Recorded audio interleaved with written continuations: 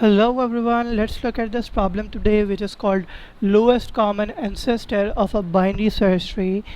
So the problem statement is given a binary search tree, find the lowest common ancestor given two nodes.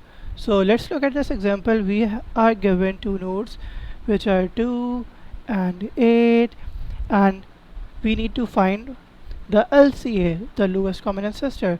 So 2 and 8 are here and their LCA is 6 because this is the node which is joining 2 and 8, right?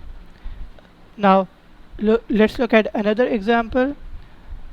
What if the nodes are 8 and 7, and the lowest common ancestor for 8 and 7 will be 8 itself? So the trick is that the node itself can be its own lowest common ancestor, right? Now, how do we go about this problem and solve it? So the solution is very simple. All we need to do is start from the root, which is 6 in our case, and check whether the two given nodes lie in the left tree or in the right subtree. And if it lies on the left subtree, just change the current node. Just change the current node to, let's say, left, if both of those values are lie in the left subtree, and if both of the nodes lie in the right subtree, all we need to do is this. And then we have traversed from 6 to, let's say, 2, and then we do the same thing, try to identify whether the two elements lie in the left subtree and the right subtree, and it keeps going on. So the conditions are, if both elements lie in left subtree,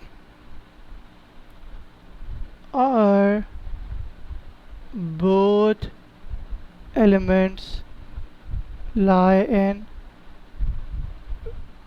right subtree. If both elements lie in left subtree, all we need to do is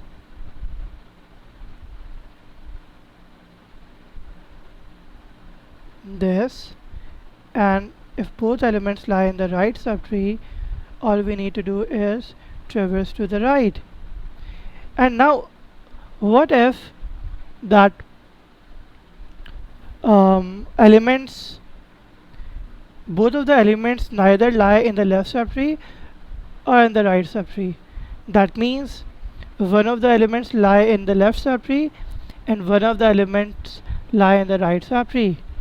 So for that, we will just return the current node, because if we look at the given example where we are given 2 and 8, so for that the lowest common ancestor will be 6, so this will be the current node. And let's see whether this algorithm that we have just written works for 8 and 7 as well. In this case, the current node, the lowest common ancestor, should be 8, right? So let's look at this. We will start from 6, and we will see that both of the elements 8 and 7 lie in the right subtree. So we will trigger this condition, and our current pointer will move from here to here, and then we will check again. So this condition is going on in a infinite loop, and then we will check again whether both of the elements 8 and 7 lie in the left subtree. No. Whether both of the elements lie in the right subtree. No. Then what else we are left with? We are left with the current node, so we will return 8. So as you can see, it works with all the cases. Now you should be asking yourself that how do we identify whether both of the nodes P and Q lie in the left subtree or maybe in the right subtree? How do we identify that?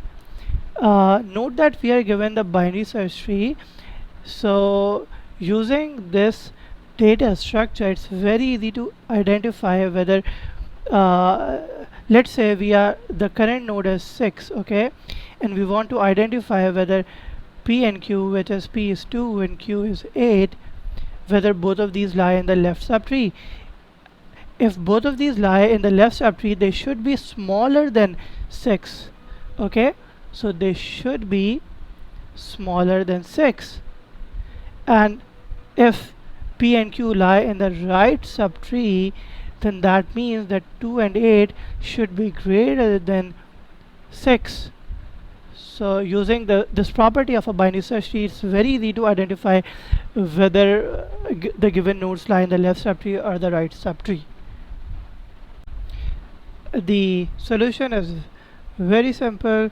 We are given P node and the Q node, and we are required to return the lowest common ancestor of the data type tree node. So we started out with assigning root node as a current node, and we will keep checking whether both of those elements lie in the right subtree, and if yes, we will just traverse to the uh, right element in the right subtree, and if both of those elements in the left subtree, we will traverse to the left element in the left subtree.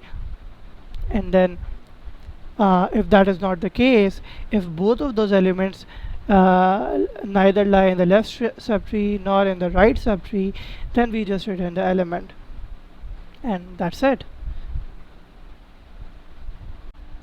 So talking about the time and space complexity of this algorithm, so the time complexity will be log of n, because we have divided the subtree in the right subtree and the left subtree. So of course the time complexity will be log of n, and the space complexity will be O of 1, because we are not storing any elements anywhere, and nor we have used recursion for the solution. That means we are not storing anything in the implicit stack as well. So that's it. See you in the next video.